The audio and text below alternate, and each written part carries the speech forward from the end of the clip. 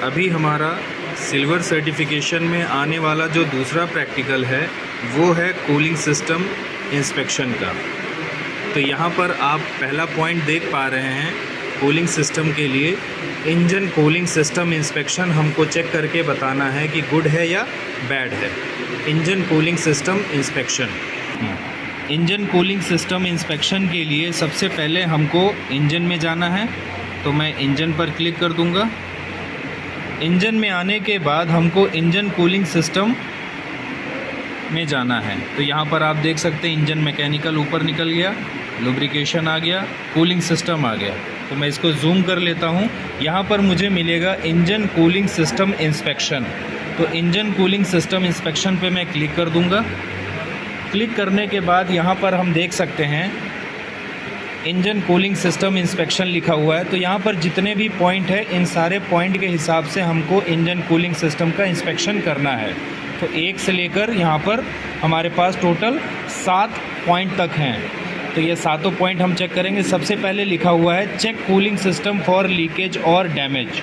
ठीक है, तो सबसे पहले हमारा लिखा हुआ है check cooling system for leakage और डैमेज। तो हम अपने इंजन कंपार्टमेंट में यहाँ पर हम कूलिंग सिस्टम का इंस्पेक्शन करेंगे। कूलिंग सिस्टम का इंस्पेक्शन करने के लिए सबसे पहले मैं रेडिएटर की अपर होज को चेक करूँगा कि यहाँ पर कोई लीकेज या डैमेज नहीं है।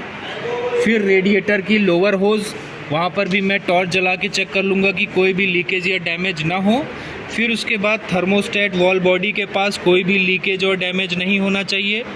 उसके बाद आगे जो हमारा वाटर पंप लगा होता है यहाँ पर, इसके पास भी हमको लीकेज या डैमेज के लिए चेक कर लेना है, किसी भी प्रकार का लीकेज या डैमेज नहीं है। और लास्ट है हमारा हीटर कोर की इनलेट और आउटलेट वाली पाइप, इसके पास हमको चेक कर लेना है कि कोई भी लीकेज और डैमेज ना हो। तो सबसे पहला पॉइंट था हमारा इंजन कूलिंग सिस्टम लीकेज और डैमेज चेक करने के लिए। तो इतनी चीज़ों के पास, रेडिएटर की अपर होज, रेडिएटर की lower hose, thermostat valve body, water pump के पास, हीटर कोर की इनलेट और आउटलेट पाइप के पास विजुअली चेक करना है, देखकर चेक करना है कि किसी प्रकार का कोई लीकेज और डैमेज ना हो। तो यहाँ पर अभी हमारा कोई लीकेज और डैमेज नहीं है। अब हम अपने चलते हैं मैनुअल में दूसरे पॉइंट की तरफ। तो दूसरे पॉइंट में लिखा हुआ है रिमूव रेडिएटर कैप। ठीक है, फर्स्ट पॉइंट हमने कर लिया, remove radiator cap. Remove radiator cap यानी अब हमको रेडिएटर कैप को रिमूव करना है।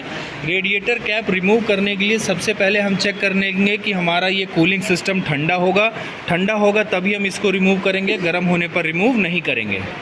कूलिंग सिस्टम अगर ठंडा है तो हम अपने रेडिएटर कैप को रिमूव करेंगे। इसको प्रेस करके रेडिएटर कैप को रिमूव करके हम सावधानी से फिर इसको अपने पार्ट कैरी पर रख देंगे।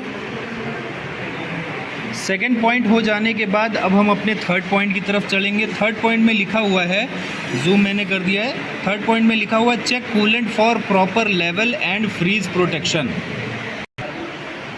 Check coolant for proper level and freeze protection में हम रिजर्वायर के अंदर प्रॉपर लेवल चेक करेंगे। तो इसके लिए हम यहाँ पर टॉर्च जलाकर इसको थोड़ा सा बॉटल को शेक करेंगे तो हमको लेवल का पता चल जाएगा। ठीक है, इस तरीके से हम इसको हिलाकर यहाँ पर चेक करेंगे तो हमको लेवल दिख जाएगा कि लेवल कम है या ज़्यादा है। ठीक है, और फ्रीज प्रोटेक्शन को चेक करने के लिए हमारे पास रिफ्रैक्टोमीटर होना चाहिए। रिफ्रैक्टोमीटर की मदद से हम फ्रीज प्रोटेक्शन चेक करेंगे। फ्रीज प्रोटेक्शन को चेक करने के लिए रिफ्रैक्टोमीटर हम इस तरीके से लेंगे और इसकी मदद से हम कूलेंट को यहाँ पर डालेंगे। तो यहाँ से हमने थोड़ा सा कूलेंट ले लिया है, अब इसके सरफेस पे डालेंगे, बाकी बचा हुआ कूलेंट इसमें वापस ड्रेन कर देंगे। और इस ढक्कन को बंद करने के बाद इसके अंदर हमको आँख से लगा के चेक करना है कि ये हमारा फ्रीज प्रोटेक्शन कैसा है। तो फ्रीज प्रोटेक्शन जैसे कि मैं इसके अंदर आपको दिखाने की कोशिश कर रहा हूँ, यहाँ पर आप देख सकते हैं कि जो हमारा फ्रीज प्रोटेक्शन है, जो बीच वाली जो स्केल है,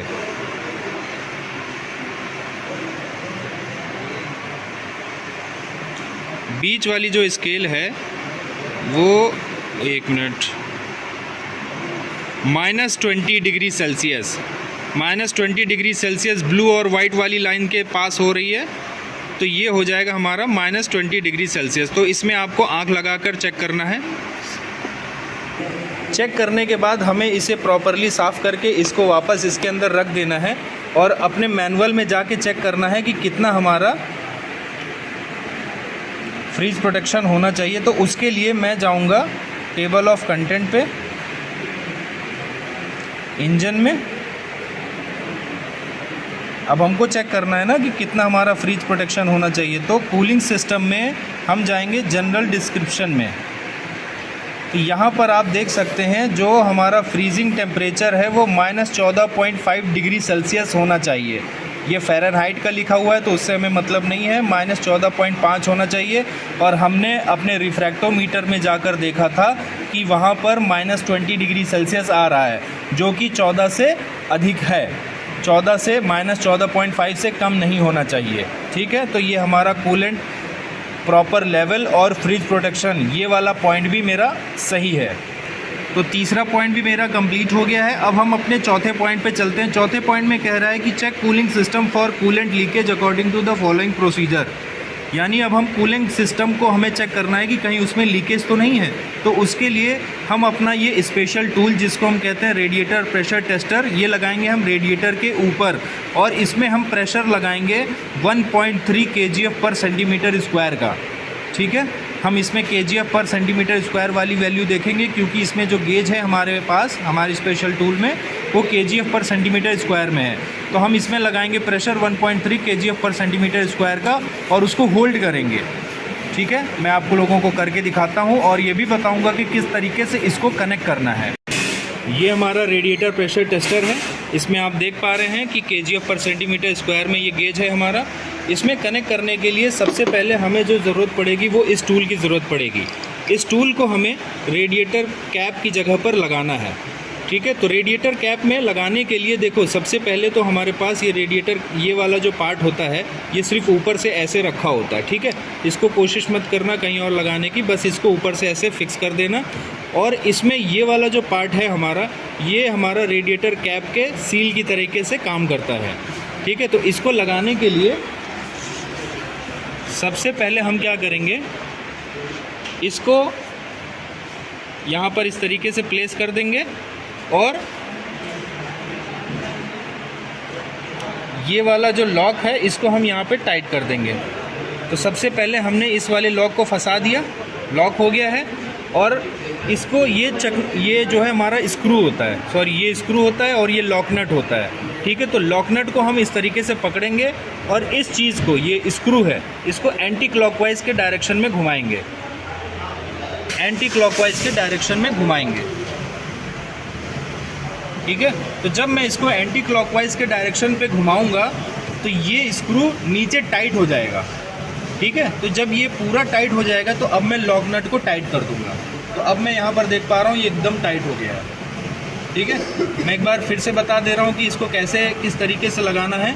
तो सबसे पहले हम इसको लॉक कर देंगे साइड से, जो इसके कॉलर जो बने होते हैं, कॉलर से इसको मैंने लॉक कर दिया। अब इसके लॉक नट को पकड़ेंगे एक हाथ से और दूसरे हाथ से इस स्क्रू को एंटी क्लॉकवाइज डायरेक्शन में टाइट करेंगे। तो जब हम इसको एंटी क्लॉकवाइज डायरेक्शन में टाइट करेंगे यानी घड़ी की उल्टी दिशा में, तब ये नीचे टाइट हो जाएगा और फिर लॉक नट को टाइट कर देंगे। इसको टाइट करने के बाद हमारा रेडिएटर प्रेशर टेस्टर में जो पाइप है वो पाइप को हम लेंगे।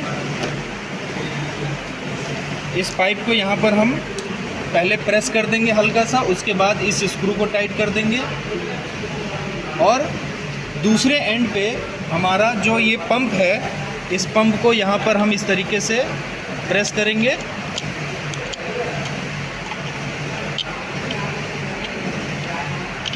और इसको भी स्क्रू हम टाइट कर देंगे। ठीक है, ये स्क्रू टाइट कर देंगे हम। टाइट हो जाने के बाद अब हमको कूलिंग सिस्टम में, जो कि हमारा क्लोज सिस्टम होता है, उसमें हमको प्रेशर लगाना है जो हमने सर्विस मैनुअल से देखा था 1.3 तक। तो ये मेरा 1 है और ये 1.5 है, तो यहाँ पर हमारा आएगा ये निडल 1.3। तो इसमें हमें प्रेशर देना है।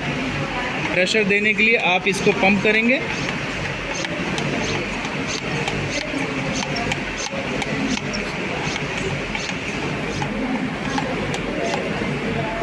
इसको आपको इतना पंप करना है कि ये निडल यहाँ तक आ जाएगी। अभी हमारा कुछ अपैरेटस जो स्पेशल टूल है उसमें थोड़ी सी गड़बड़ी है, जिसके कारण ये प्रेशर नहीं बना पा रहा है। बट आपको एग्ज़ाम के दौरान वहाँ पर आपको पूरा प्रेशर बनाकर यहाँ तक लेकर आना है और ये होल्ड होना चाहिए। अगर ये सुई यहाँ पर होल्ड हो रही है तो इसका मतलब कूलिंग सिस्टम में कोई भी लीकेज हमारा नहीं है। अगर ये सुई जैसे अभी डाउन हो गई है, इस तरीके से डाउन हो जाती तो मतलब लीकेज है। तो अभी क्या है, बेसिकली अभी हमारा कूलिंग सिस्टम ओके है, बट हमारा स्पेशल टूल थोड़ा सा गड़बड़ है, जिससे ये प्रेशर को बना नहीं पा रहा है। ठीक है, तो एग्ज़ाम में आपको कोशिश ये करना है कि 1.3 तक ये प्रेशर जाएगा, उस दिन आपको सही टूल मिलेंगे, आप लोग घबराइए मत। और ये 1.3 पर जाकर होल्ड होगा, इसको कहते हैं होल्डिंग प्रेशर टेस्ट। तो ये होल्ड होगा 1.3 पर। अगर 1.3 पर होल्ड हो रहा है तो मतलब कूलिंग सिस्टम में कोई भी लीकेज नहीं है। ठीक है, तो ये हो गया मेरा holding pressure test. Holding pressure check करने के बाद आपको ये स्पेशल टूल यहाँ से रिमूव कर लेना है। Cooling system holding pressure check होने के बाद हमारा है check radiator cap according to the following procedure. अब हमको यहाँ पर स्पेशल टूल में रेडिएटर कैप का high pressure valve opening pressure check करना है। रेडिएटर कैप में 2 वॉल्व होते हैं। ये वाला होता है हाई प्रेशर, जो कि नीचे की तरफ दबता है, ये हाई प्रेशर है। और ये होता है लो प्रेशर वॉल्व, जो कि आगे की तरफ इस तरीके से खुलता है। ठीक है, ये लो प्रेशर वॉल्व हो गया और ये हाई प्रेशर हो गया। ठीक है, तो ये हाई प्रेशर वॉल्व हमारा कितने पर खुल रहा है ये हमको चेक करना है। तो मैनुअल के हिसाब से रेडिएटर कैप का वॉल्व ओपनिंग प्रेशर 0.9 से 1.3 kgf पर सेंटीमीटर स्क्वायर के बीच में ओपन हो जाना चाहिए। 0.9 से 1.3 kgf पर centimetre square high pressure valve का ओपनिंग प्रेशर चेक कर रहे हैं। तभी हमने चेक किया था कूलिंग सिस्टम होल्डिंग प्रेशर। अब हम चेक करेंगे रेडिएटर कैप का हाई प्रेशर वॉल्व का ओपनिंग प्रेशर। तो ओपनिंग प्रेशर चेक करने के लिए हमारे जो स्पेशल टूल है वो ये वाला स्पेशल टूल हम यूज़ करेंगे। ठीक है, इसमें हम अपने रेडिएटर कैप को फिक्स कर देंगे। इस तरीके से ये फिक्स हो गया। फिक्स होने के बाद जो हमारा पंप है, उस पंप के दूसरे एंड को हम यहाँ पर इसको टाइट कर देंगे।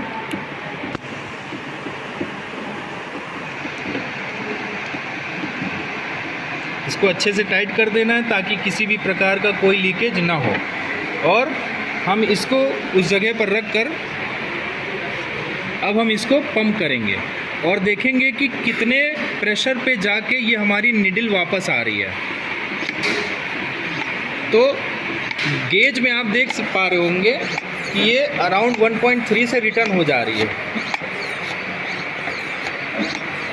और साथ ही साथ आपको रेडिएटर कैप में एक हाई प्रेशर वॉल्व खुलने की आवाज़ आ रही होगी। तो अभी मैं आप लोगों को वीडियो में नहीं दिखा पा रहा हूँ, बट नीडल में आप देखेंगे कि ये जो है मेरी सुई एक 1.3 से रिटर्न हो जा रही है, यानी ये हाई प्रेशर वॉल्व खुल जा रहा है। इसीलिए वो हमारी नीडल जो है एक पर्टिकुलर पॉइंट से रिटर्न हो जा रही है, यानी वो मैक्सिमम जाती जैसी 1.3 होता है वहाँ से रिटर्न आ जा रही है। तो मैनुअल के हिसाब से 0.9 और 1.3 kgf के बीच में खुल जाना चाहिए, जो कि हमारा वॉल्व खुल जा रहा है। ठीक है, अभी हमारा जो भी पार्ट हमने खोला था उसको वापस से बॉक्स के अंदर रख के हमें बॉक्स नीचे रख देना है। और अब हमको यहाँ पर जजमेंट देना है। तो इंजन कूलिंग सिस्टम इंस्पेक्शन हमारा पूरा पॉइंट हो चुका है। तो हमारा यहाँ पर जो है गुड आएगा। तो हम क्या करेंगे कि यहाँ पर गुड के ऊपर सर्कल कर देंगे। ठीक है, तो पहला पॉइंट हो गया। अब दूसरा पॉइंट है हमारा radiator cooling fan operation in radiator cooling fan assembly on vehicle test. इसका मतलब है कि अब हमें एक्टिव टेस्ट करना है एसडीटी की मदद से, और रेडिएटर कूलिंग फ़ैन को चलाकर देखना है कि वो लो स्पीड पर और हाई स्पीड पर चल रहा है या नहीं चल रहा है। ठीक है, तो अब हम लोग गाड़ी से एसडीटी को कनेक्ट करेंगे और रेडिएटर कूलिंग फ़ैन का एक्टिव टेस्ट करेंगे। एक्टिव टेस्ट करने के लिए हम एसडीटी गाड़ी से कनेक्ट करने के बाद एक्टिव टेस्ट के ऑप्शन में जाएंगे और यहाँ पर हम रेडिएटर फ़ैन को सेलेक्ट करेंगे। रेडिएटर फ़ैन सेलेक्ट करने के बाद हम यहाँ पर स्टार्ट जो लिखा हुआ है स्टार्ट पे क्लिक करेंगे, ओके करेंगे। इसके बाद यहाँ पर जो एग्जीक्यूट का बटन दिख रहा है, हम एग्जीक्यूट पे क्लिक करेंगे।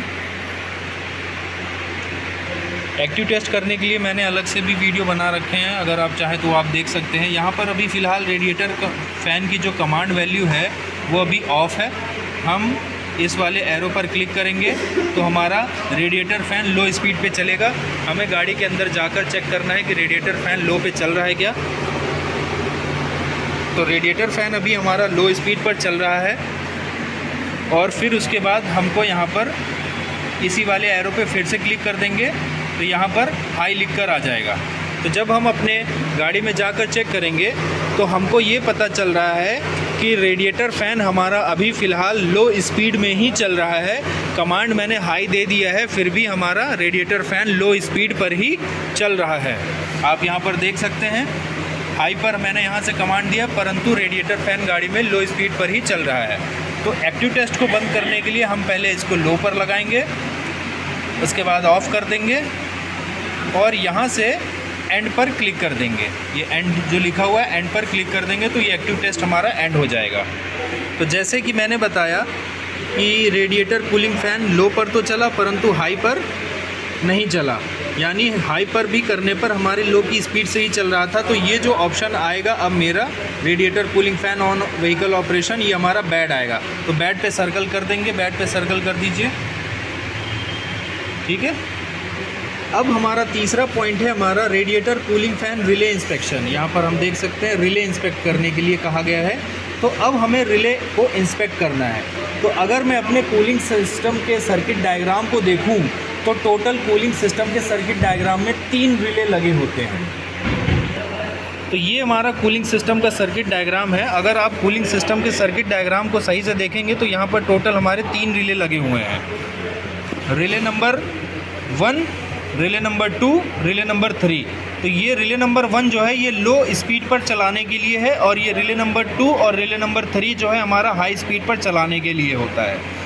अगर मैं इस सर्किट डायग्राम को आपको समझाना चाहूँ तो आप यहाँ पर देख सकते हैं, ये 5 नंबर जो है ये मेरा फ़ैन है, रेडिएटर फ़ैन है और ये 4 पोल हैं इसके, L-, L+, H-, ये H- हो गया और ये H+ हो गया। यानी यहाँ पर निगेटिव और यहाँ पर पॉजिटिव आएगी तो रेडिएटर फ़ैन लो स्पीड पर चलेगा और यहाँ पर निगेटिव और यहाँ पर पॉजिटिव आएगी तो रेडिएटर फ़ैन हाई स्पीड पर चलेगा। तो अगर आप सही से देख पा रहे हैं तो रिले नंबर ये 1 है, यहाँ पर 2 लिखा हुआ है तो ये सीरियल नंबर में जब आप जाके देखेंगे तो 2 के सामने रिले नंबर 1 है, 3 के सामने रिले नंबर 2 है और 4 के सामने रिले नंबर 3 है। ये आपका सीरियल नंबर है डिनोट करने के लिए कि कौन से पार्ट हैं।